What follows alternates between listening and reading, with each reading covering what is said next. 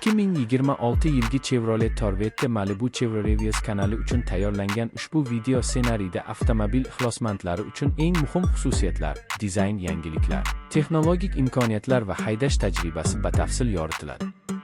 Ushbu model sport ruhi bilan kundalik qulaylikni birlashtirib, yangi avlod haydovchilarining ehtiyojlariga moslashgan. Old tomondan qaralganda agressiv panjara, ingichka LED faralar va aerodinamik chiziqlar avtomobilga zamonaviy va kuchli ko'rinish beradi.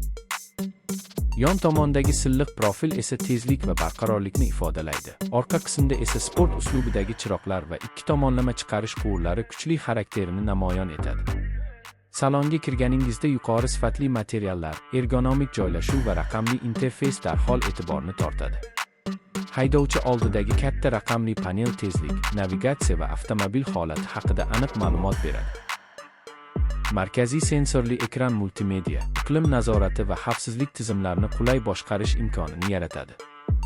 O'rindiqlar sport uslubida bo'lib, uzoq masofalarda ham qulaylikni ta'minlaydi. Ichki yoritish ranglarni sozlash imkoniyati esa salonga o'ziga xos kayfiyat bag'ishlaydi. Texnik jihatdan 2026 Corvette Malibu kuchli dvigatel variantlari bilan taqdim etiladi. Yangi avlod benzin va gibrid tizimlari yoqilg'i samaradorligini oshirib, atrof muhitga ta'sirini kamaytiradi.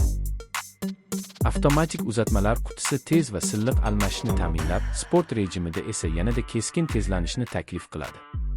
Osma tizimi shahar yo'llarida qulaylik, magistralda esa barqarorlikni ta'minlash uchun qayta sozlangan. Rul boshqaruvi aniq va sezgir bo'lib, haydovchiga to'liq nazorat hissini beradi. Xavfsizlik borasida ham Chevrolet bu modelni eng so'nggi texnologiyalar bilan jihozlagan.